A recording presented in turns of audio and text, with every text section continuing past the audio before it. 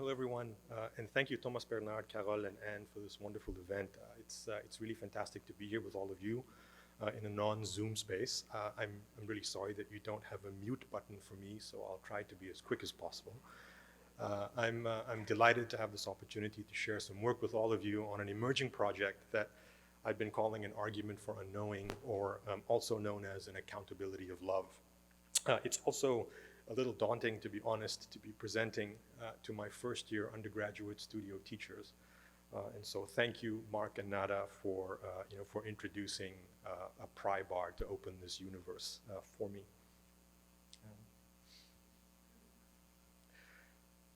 I've structured this brief reflection in 3 parts, and my apologies in advance for the haste in which I'll likely speed through some of the images. I hope you'll be able to get the core of the visual work with a slightly longer lingering on the bookending images of the drawings in this body of work. Just a little context to begin. This project was motivated by a number of things. It began shortly after the onset of COVID. We had shifted online to remote learning. A studio I had planned for years was disrupted. I had lived before returning to Canada for 12 years in Minneapolis, and that summer George Floyd was murdered in a city that I know and love and miss every day. I was profoundly frustrated also in turn by the glacially slow rate of institutional engagement with questions of systemic racism. And so this project, for me, and I didn't know it at the time, was a kind of personal reckoning. And so forgive me if this feels a bit like a confessional. I decided to draw as an outlet for a meditative and reflective practice to give me a space to think, to sit with, to feel, and I immediately decided on a set of constraints to help situate what might come next. Digital drawing emerged later for me towards the end of my B arc, and so in the long ago before time.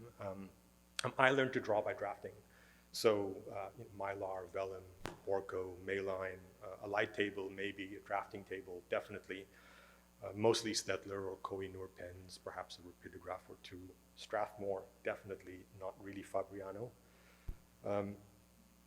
As a result of all those constraints, I had planned to do 60 over the course of the summer. I did 15. So I really didn't manage to fulfill everything that I wanted to do, but enough maybe to get a flavor of what I wanted to engage with. And so this next part of the presentation is really about the work, and I'll begin immediately with, that one, yes, here we go. I'll begin with a series of cities, and I'll start in particular with the city of Istanbul, which is a city that I know quite well and love and miss very much. I've been very blessed to be able to teach there a number of times and to travel there a number of times as well. As I drew, I began to write, and that was the first piece of text that I wrote. My goodness, I've missed this drawing thing. Constructing and reconstructing a series of drawings and sites, I began with my personal archive, memories, my own research, my notes that I'd taken, but also the experiential embodied work of bringing something back to me, back to myself, something that I was denied because of COVID. And what I discovered that these drawings were doing were in effect doing just that, bringing something back to me. And so this was the very first drawing that I did of the Saloojee Mehmet Pasha in Istanbul. It's one of my favorite buildings in the world. Drawings grew outward from their courtyard cores and were constructed around flattened overlaps of facades on drafted architectural plans. The drawing started to become more elaborate incrementally, and the writing did as well, becoming perhaps slightly more lyrical, maybe a bit more reflective, even perhaps, if I dare say, poetic. And so this was an example of the second drawing in that series, the Rustem Pasha Jami, which is near Yenikapı, near the Spice Bazaar, near the Galata Bridge. Then the Mihrima Jami, again, a project by Sinan. And then following this, I moved to Cairo, a city I visited only once, but studied for years, and a city that became, in effect, the site of my year-long undergraduate thesis and a year-long obsession. I selected 3 sites to draw here. The Sultan Hassan Mosque and Madrasa, the Sultan Kate Mosque and funerary complex, and the Ibn Tulun Mosque. I won't read all the text because I think it might take too long, so forgive me for rushing through it. But I'll just very quickly sort of say that the Egypt series drawings were really about a reflection on pattern. And so this is the drawing for Sultan Hassan. These are all about 18 by 24 inches. And I would just like to acknowledge here the work of my colleague at the time, Muhammad Musa, who was doing his master's degree on this particular floor, and the work also of Gary Otto, another master's student who was at the time the photographer for the Aga Khan, who was documenting some of the work of Mamluk Cairo. The Mosque of Sultan Kate Bey, the funerary complex in the necropolis of Cairo, and then the Mosque of Ibn Tulun.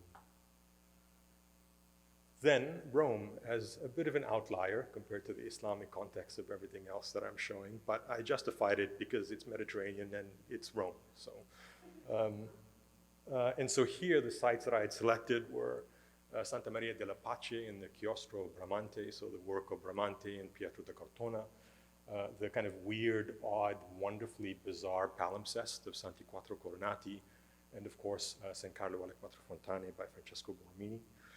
And these drawings took these particular forms. They were very, of course, inspired by the Poche, by the work of Giambattista Noli, by Leonardo Buffalini's 16th century maps of Rome, and also, of course, Piranesi's Veduti di Roma were significant sort of companions for this particular series. This is the series on the detail and the full drawing of Santi Quattro Coronati with its many courtyards. And then San Carlo alle Quattro Fontane, Borromini's masterpiece. Next was Fez, the imperial city of Fez in Morocco. And here the focus on the drawings was not really about the Poche, but was perhaps a meditation on text, on pattern, and on the kind of the incredible experience of the Moroccan sky. And so the three buildings that I selected here were the Qarawiyyin Madrasa, the Bu Inaniya Madrasa, and the Al-Attarin Madrasa, that were kind of sites of investigation for these particular sort of qualities. Here's a detail and the larger image of the Qarawiyyin, and then a detail and a larger image of the Attarin, of the Bu Inaniya, excuse me, and then the Attarin Madrasa. I'm cheating a bit here, of course, with excuse me.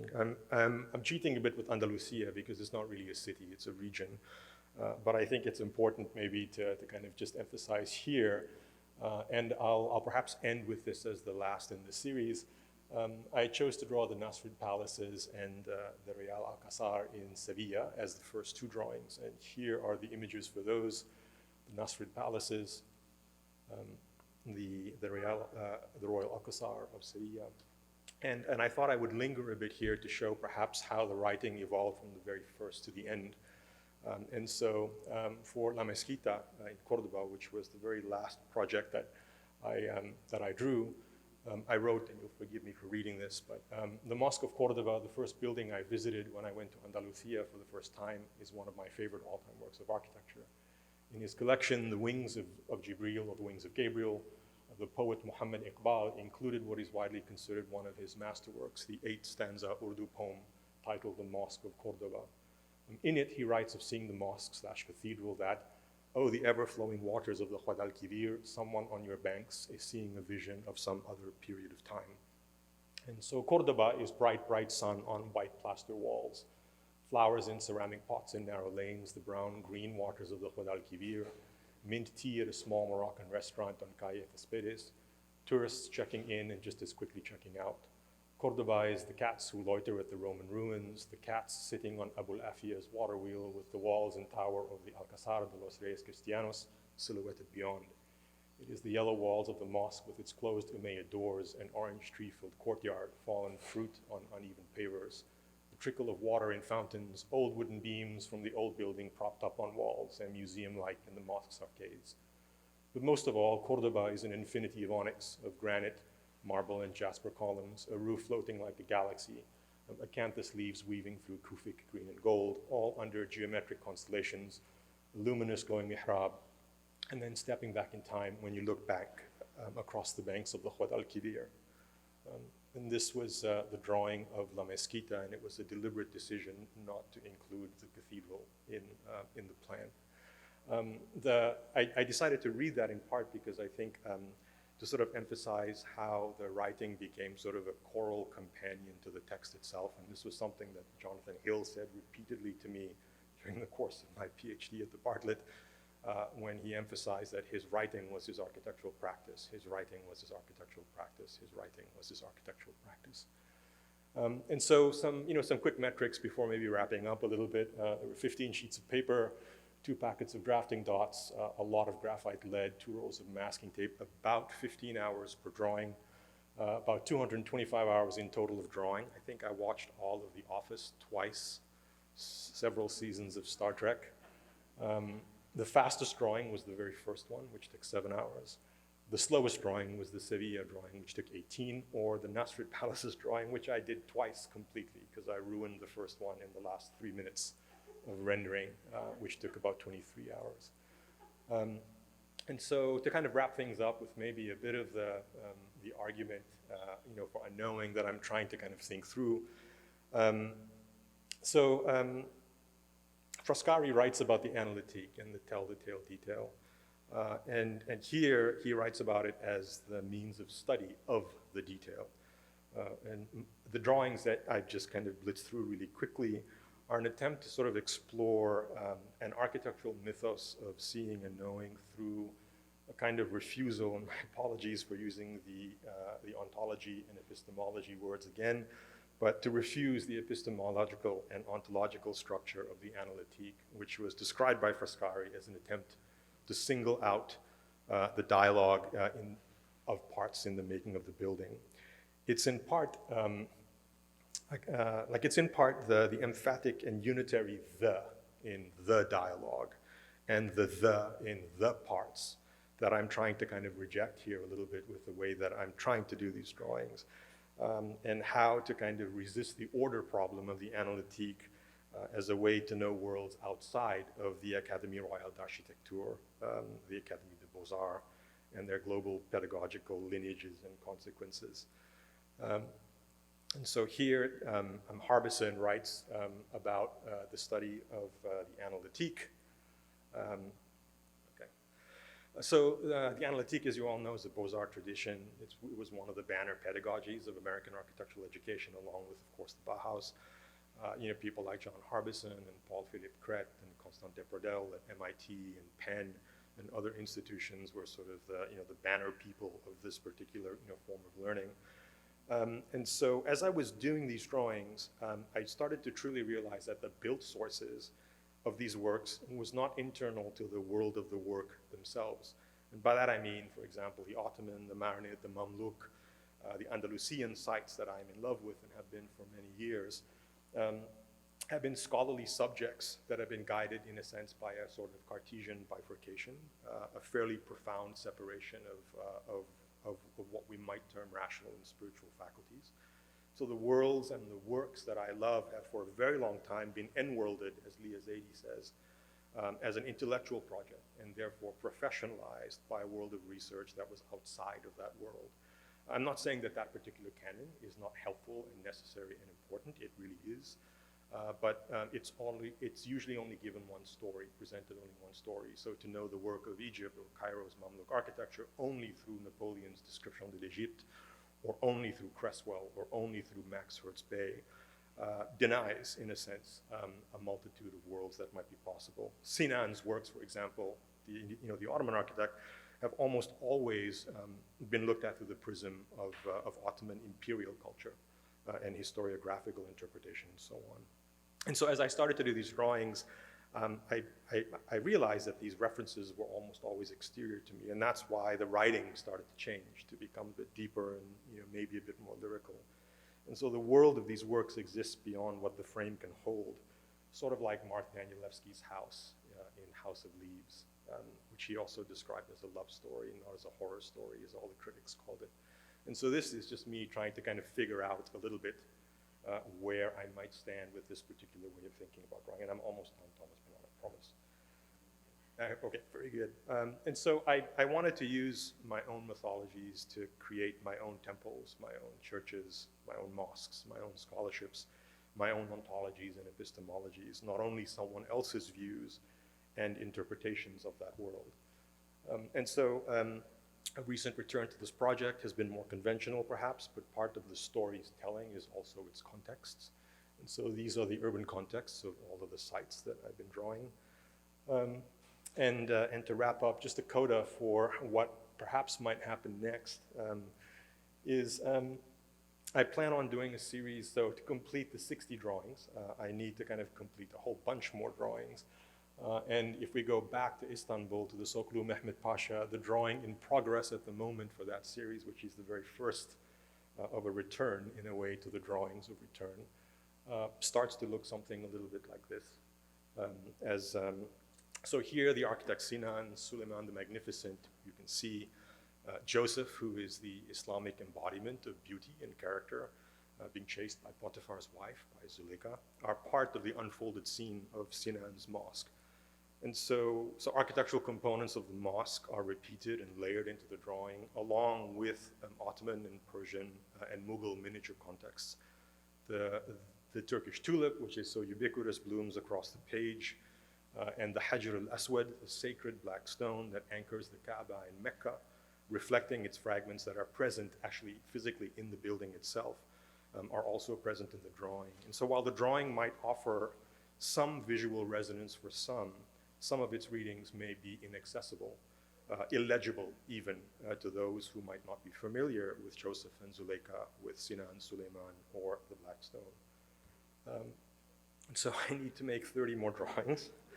It's a lot of drawings, but and then to wrap up, let me just say that so this project was an attempt in part to to try to trouble the analytique as a pedagogical tool of teaching and learning, to try to destabilize the analytique as a device that occludes the experience of worlds and architectures, broadly speaking, Eurocentric paradigms. So it's an attempt in a way to problematize, if you will, the unitary or a unitary model of Western modernity, and an argument that the analytique's universal sameness forecloses other possibilities of world building and world knowing. And so these drawings are, I hope, a kind of conciliatory and reparative framing of what have been seen by many as unusable pasts, and to reframe them rather as usably present, as future seeking, and as history grounding. And so these drawings, they offer a visual illiteracy, if you will, as built and as remembered, to generate an emancipatory historiography. And so not everything belongs to everyone. And this project for me is a way to reconstitute and reclaim, as Frantz Fanon says in The Wretched of the Earth, my myths, especially my myths, and not yet another version of what those histories and myths might be, nor someone else's framing of my present and my future. Thank you very much.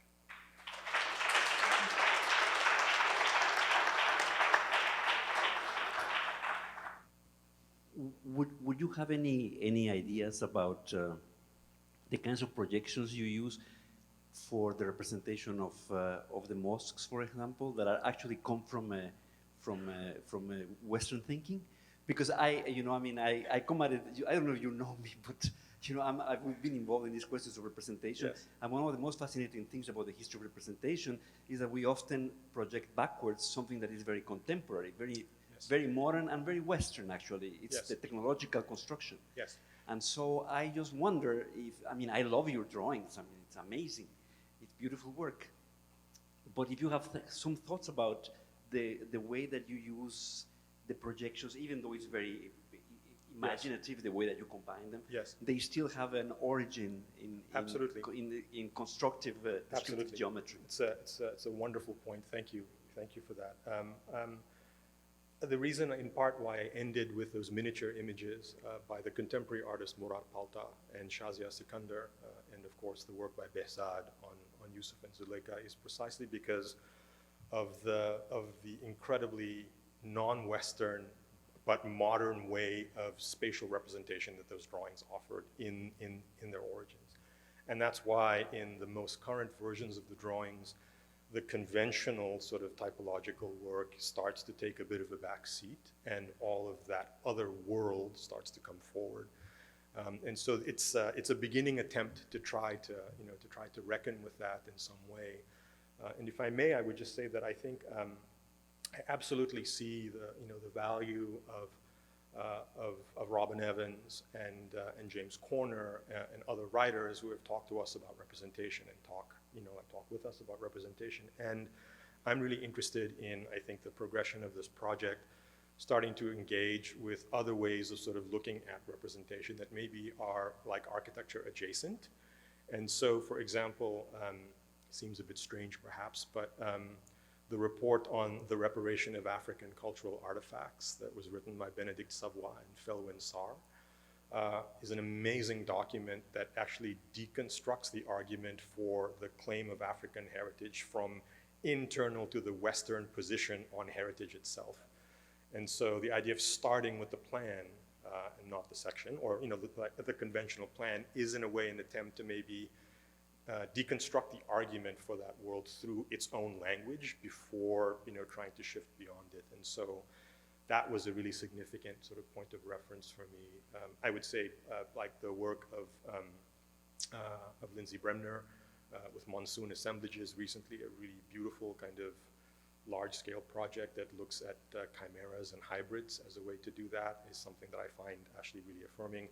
And Dilip Takuna and Anu Mathur in how they conceptualize the line as a colonial device of marking a landscape in the context of rivers and so on is something also. But yes, it's a wonderful point, something I'm still reckoning with, hence the asterisk in the title to say still hazy, ill-formed, and assembly. Thanks very much for that. It was really nice to see the work, very interesting. And I was interested. I wondered if you could expand a little bit more, maybe, on what's at stake for you in the kind of quantification that's part of this. So many hours spent, so many leads spent, so many. And I was wondering, it kind of feeds into a sort of question I had about how we understand the relation between the sacred and the profane in the work, or if there is a distinction for you in this. I had the sense that almost the quantification was on the side of the sacred, in the sense that it's about a kind of dedication, about an exposition of devotion, of dedication, yes. It's a wonderful, again, thank you, a wonderful question. I think in part because I was also trying to do it as a teaching device for my students at the time. Sort of just going into sort of a summer, the first summer of COVID, trying to talk with my thesis students about an idea of rigor or an idea of work, and to try to almost Wolfram Alpha as much as possible, sort of the process, so that you can register how expansive the project actually is. So in addition to maybe the intellectual, sort of wrestling with these questions, there's also just like the fact that you have to order so many leads, from the art store, and they don't have the paper, and then what do you do? And so, sort of the pragmatics of how to work sometimes, I think, was a part of that. I also hadn't drawn for a very long time. I was, sort of trapped in an administrative, role, and so I think just having some time to reflect a bit on the pragmatic sort of edges of the work, but also to use that as a prompt to maybe try to help teach a little bit if I could. So that's a great question. Lisa Moffat says hi. Professor Dorian. I don't think she's watching, but she did ask me to say hello. She asked me to say hello. We have time for one more question, Ozayr. I want to say thank you for those incredible drawings. I wanted to, since you're showing just the results, and you tried to give us a bit of an encounter with how you make them by listing, having the lists, but I'm wondering, again, to take away this idea of result, which would be this dominant way of Western way of thinking, of showing just the outcome and not the process. I would just be so curious to see how you make those drawings, because I was just questioning myself all along, how are these drawings made? And I was really surprised that it only took like 7 hours. I thought it would take, months to do these drawings. So anyway, it's just an idea. And the other thing is that it seems that there was an initial precursor in the drawings when you started to include the clouds. And there was a kind of a gray area that occurred in the drawings themselves. So I think that was happening then, but maybe you see it more now, that you are mixing these different spatiotemporalities. Yes, absolutely.